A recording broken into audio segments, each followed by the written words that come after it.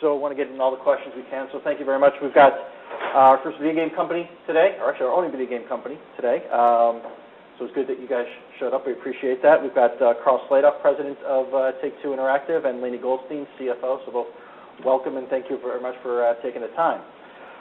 So in case anybody hasn't been paying attention to the news in the last week, Take-Two is having a very good week and a half, with GTA Grand Theft Auto 5 coming out, setting a record for an entertainment property, 3 days to get $1 billion. So I guess now that we're at day 11, second billion, close? You know, from your lips to God's ears. Why don't we just start there? And, you know, it's interesting, GTA 5 is coming out, and obviously huge pent-up demand, and the game has sold phenomenally well.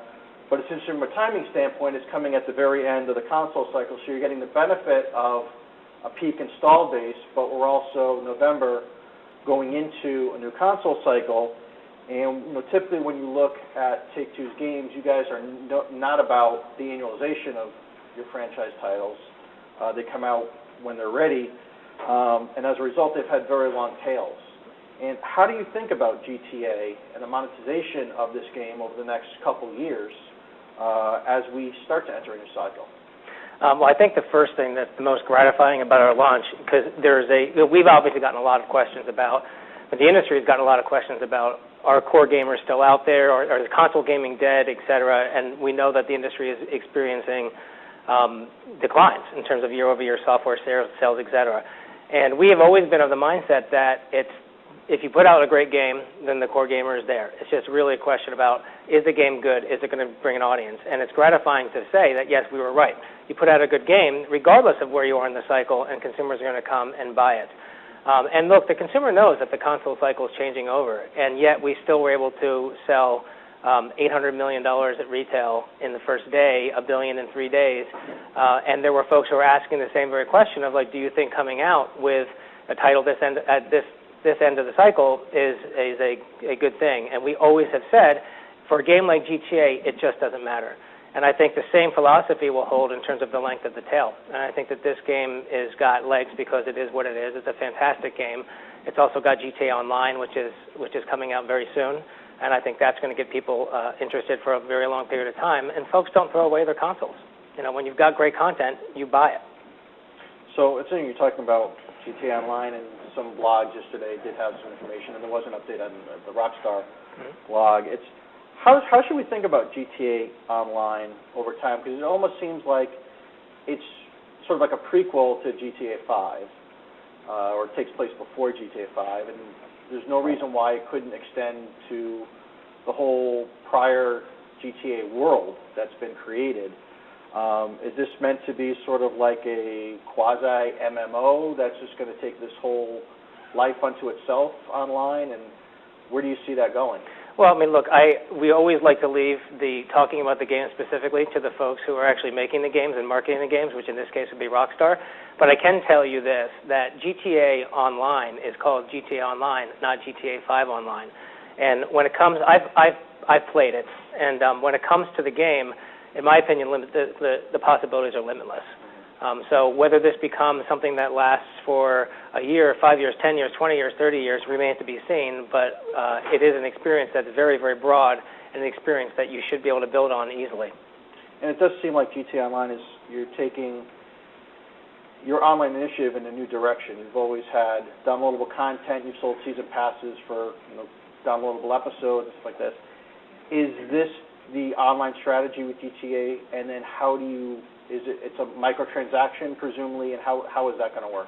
Yeah, I mean, we've done both at all of our labels, 2K and Rockstar. We've had great success with add-on content in general, and we're very big believers that add-on content or post-release monetization in some way, shape, or form is a great opportunity for our company and for the industry in general, and we've taken advantage of it in a very meaningful way. We've had great success on the Rockstar side with Red Dead. We've had great success on the 2K side with Borderlands and BioShock with our DLC. So this is not new to us. Microtransactions are also not new to us either. On the 2K side of the table, we've done, with our NBA game, we've got meaningful microtransactions through our NBA game. through the folks at VC. So these models are not new, but we certainly believe that they're going to become more pervasive. And for us, what speaks well for Take-Two is that we believe there's not one model that's better than the other one. I fully believe that we're going to have microtransactions models moving forward. We're also going to have DLC, like straight out buy the DLC, you play it, and it's a standalone product. I think we'll see both. And one is not better than the other. It really depends on matching the monetization experience with the actual consumer experience and making sure that they're not in conflict with each other. And what really drives success for post-release monetization is delivering consumers something that is very valuable to them, so that they're not sitting there and then once it comes out, they're thinking to themselves, this should have been part of the game all along. Why is this extra? It just looks like we're getting nickeled and dimed. That is not our objective, and I think that our history shows that when we put out post-release content, it's very deep and it's very broad. And in general, that's what dictates the success of post-release content. How good is the content itself? This stuff is rated most of the time, so people know. And if you've got a reputation for putting out stuff that's, you play for 10 minutes and that's it, then you're probably not going to do so well. If you put out rich, meaningful experiences, like the Borderlands 2 DLC, like Undead Nightmare from Red Dead Redemption, you're going to have great success. And just GTA Online, microtransaction monetization, or is just another way to experiment. So might we still see some DLC from GTA 5, or is GTA Online, that's going to be the monetization effort for this? Yeah, we haven't talked about our plans beyond GTA Online in terms of post-release monetization at this point, so you have to wait and see. Okay. And now, as we do enter the new console cycle, right now you guys are heavily announced too many titles for the next-gen concept, and people are sort of waiting to see what it is you guys will be coming out with next. How do you sort of view, when do you want to start getting into the fray of the new console, and what's your view of the new consoles, and how this cycle is different from the current cycle that we're presently in? Well, to be clear, we're in the fray of the new console, no question about it. We announced NBA at this point. We had not announced any other titles, but no one in this room or who's listening to the webcast should take that to mean that we're not working on next generation titles, because obviously we very much are. And we have a lot of faith in the next generation, because our view on the next gen console cycle is that it's time. And the folks who want to buy consoles have been waiting for a long time for a new machine that is going to give them something that the old machine didn't give. And we think that this next generation will do that. There's more power. There's lots of different ways that this machine is different than the last machine in connectivity, et cetera. And that's a great opportunity for the industry, and we plan to take advantage of that in a meaningful way.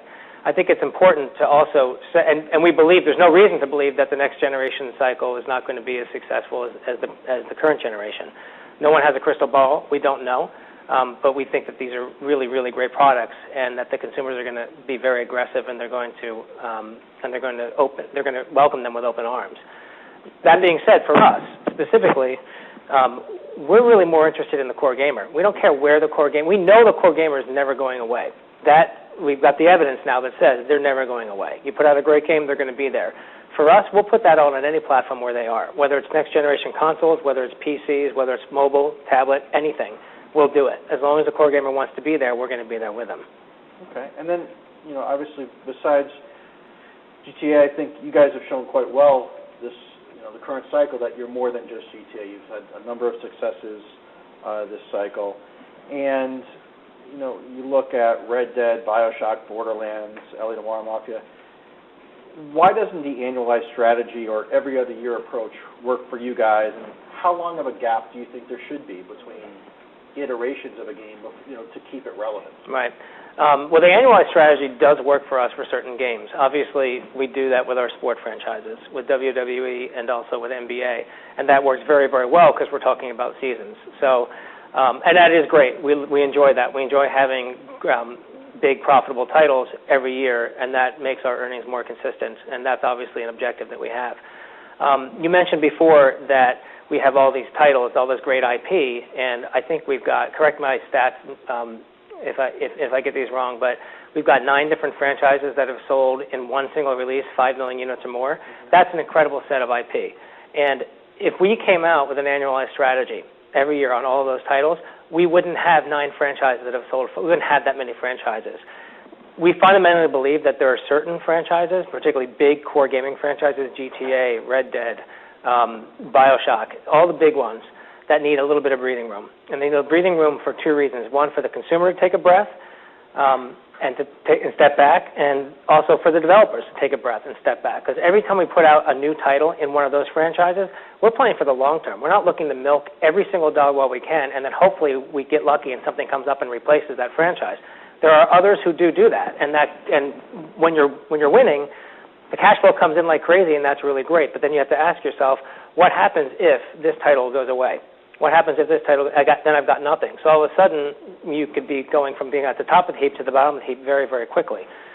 That's not a situation that we ever want to find ourselves in. And as a general rule, we strongly believe that we should have anywhere from 50 to 60%, 40 to 60% of your resources dedicated towards investing in new IP. And if you just go with annualized strategy, you can't do that. Okay. And then, digital has been an increasingly important part of your business. Revenue more than doubling last year, and I believe 22% of revenue, up from 13% in fiscal 12. Where are you getting your biggest bang for your buck on the digital side, and where do you see this growing over the next several years? Well, to date, I think most of our digital delivery has come mainly from our downloadable content and our full game downloads that are particularly in the PC area that's been available. And I think when we look forward, we're starting to see some different emerging models with the mobile and the online strategy, and I think that for us is something where we'll see more of our digital coming from in the future. The industry is certainly trending towards being more digitally delivered, and I see that continuing over time.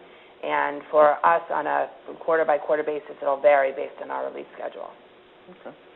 And then, within digital, obviously, Asia, a big part of that initiative. Can you sort of give an update on where you are with, your 3 games that you've launched in Asia? So NBA has been out for almost a year now, and that's going very, very well. We're looking at other territories. We've talked about that in the past. I think it was Q2 Games said that we are now in the top 10 played games in internet cafes in China. So that's a pretty strong accomplishment for us. And that title is going very, very well. Baseball launched in May commercially, and it's too early to tell at this point where we are. And Civilization Online is on track. It's in a really great shape. We've started to market it a little bit. Obviously, we've disclosed what the actual title is, which we hadn't done for a while. But working with the folks at XL Games and Jake Sung has just been an amazing experience, and it's a very ambitious project, certainly the most ambitious project in the region, and we feel very, very good about where we are with that one. And is the financial model with Asia, you license it out so you get a royalty for each of those products? So how involved are you in the development in terms of the cost of that versus what you're receiving from a standpoint? We haven't talked about specifics about the model, but we have said that we've structured deals in general to mitigate our exposure, and every deal is different. And we can't really talk about what the details are. But suffice to say that there's a lot of upside opportunity, and we have mitigated our downside. Okay. With add-on content and annual subscriptions proving successful for a number of games, how much do you think you can monetize from a consumer above and beyond the $60 price tag? What kind of stickiness are you seeing with that from consumers? And I'll give you a similar answer to what I said before, which is it really depends on the game. And, in my opinion, there's obviously a limit to what you can monetize from any given single person, and that just depends on how much are they willing to spend on their entertainment in general. And you see models out there that, for example, some of the whales who, I guess, used to play on Zynga, talking about spending thousands and thousands of dollars a month. It happens. Obviously, that's not our expectation when we model out, or how we model out our business. But I think it does say that the possibilities are limitless. So do I have a number in mind where I think I can only get $75 out of a consumer versus $60? Mm-hmm. It doesn't really work that way. And I think it really is dependent upon how much content you're giving and how into the content they are. I should say that we feel really strongly about our position, given where our IP is and the quality of our IP, and how much value we offer to the consumer in general as an organization, versus the rest of the field, our games are very deep, and consumers engage with them in a very, very meaningful and deep way. That's going to bode very well in a world where you've got monetization that's directly correlated to how much content and how engaged people are with your content. So we're excited about that world. Now, to be clear, we're really far away. We're far away from that world at this point. We're not there yet. This is still a retail-based business, selling discs for $60. But if there is a transition there, we feel like we're very well positioned for that. So, where do you see over the next 2-3 years? Where are your biggest financial opportunities for growth? Well, I think first and foremost, the biggest opportunity we have is to keep doing what we're doing and to come up with, another title that sells like GTA. So continuing to build franchise value. In any entertainment business, we feel that that's how you create value in any entertainment business, is to build franchise value.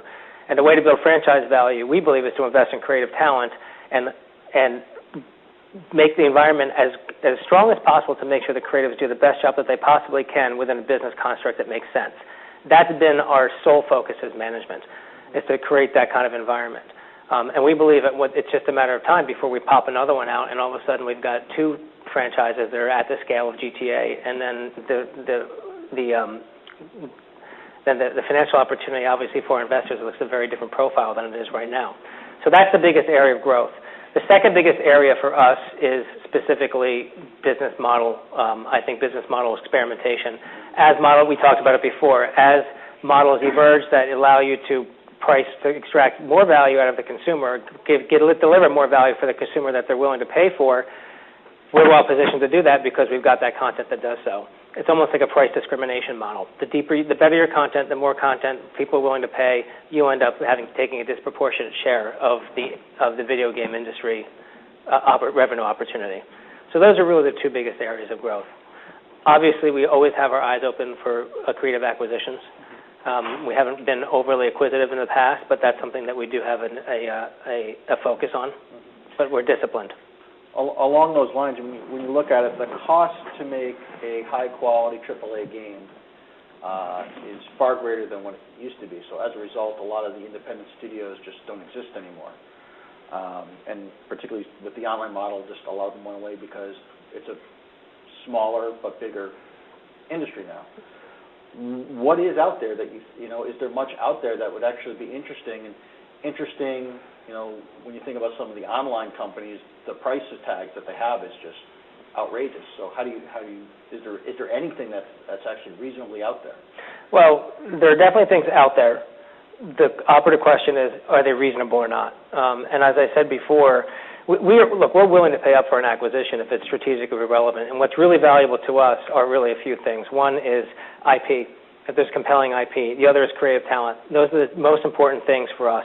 And that creative talent could be producing talent. It could be technical talent.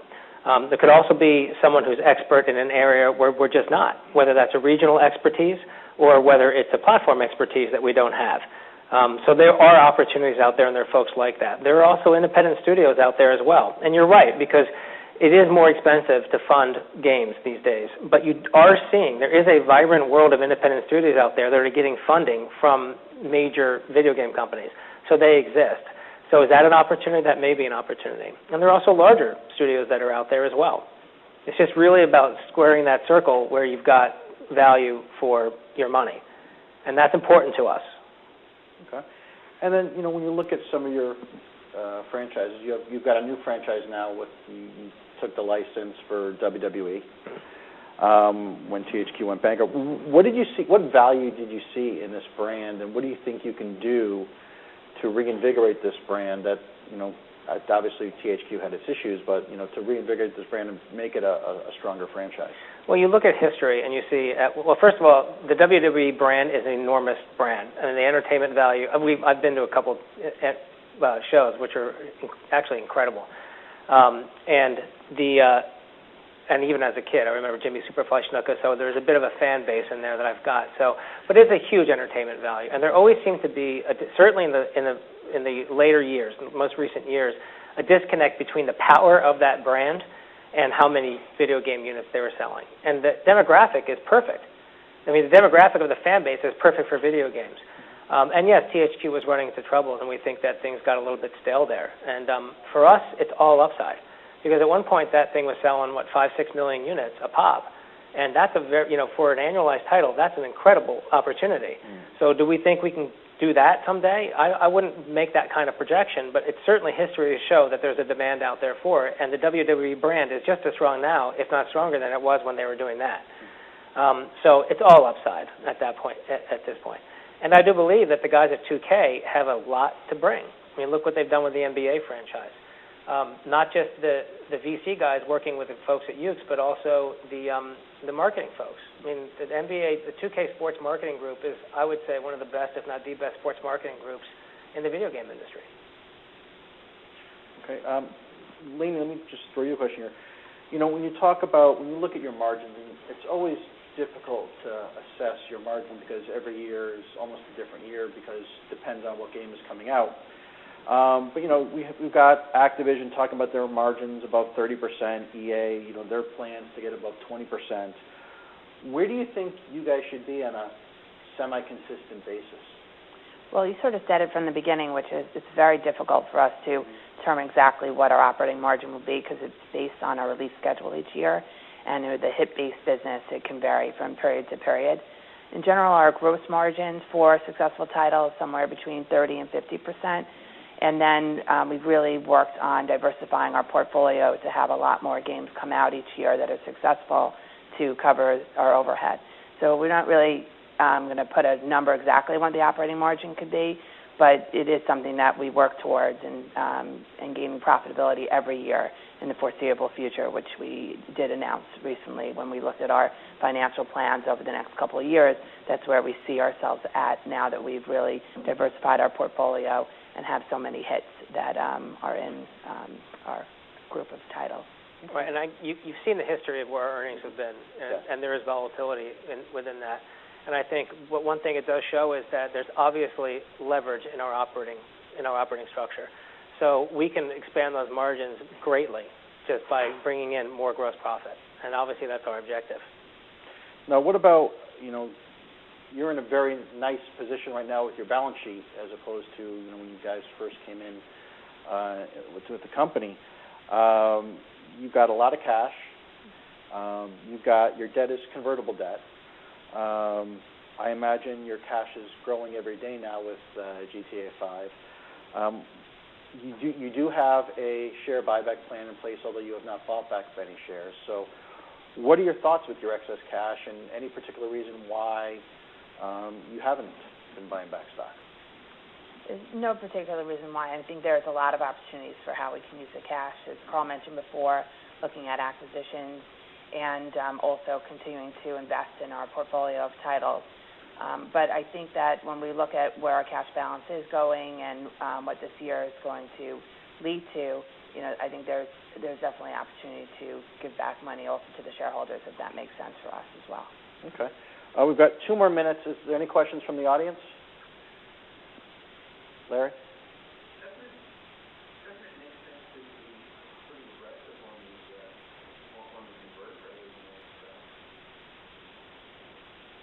Sure. It depends on. The convert was really, was a refinancing and an insurance, and the last thing you guys need right now is insurance. Well, it definitely, with the year that we had coming up and the cash balance where we were, we took a look at what the opportunities were in the marketplace at that time, and since our convert was up, we really thought it would make sense to refinance it based on a higher strike price as well as a much lower coupon at that time. It's important to raise money when when it's available to you. But when we look at what the uses of the cash are, we felt that there was a lot of opportunities for us in terms of investing in our own business as well as the acquisitions that could potentially present itself to us. We wanted to have that flexibility. Anything else from the audience? One more question? Well, let me ask you just one last question. And even though you're very cyclical with your releases, with your excess cash, could you ever envision a dividend? I think potentially. I think it would probably be more in the form of a special dividend. With a hit-based business, it can be volatile from time to time. So definitely something that I think the board would look at. Great. Well, thank you very much, both of you. I appreciate you taking the time today to spend an hour with us. Okay. Thanks, Eric.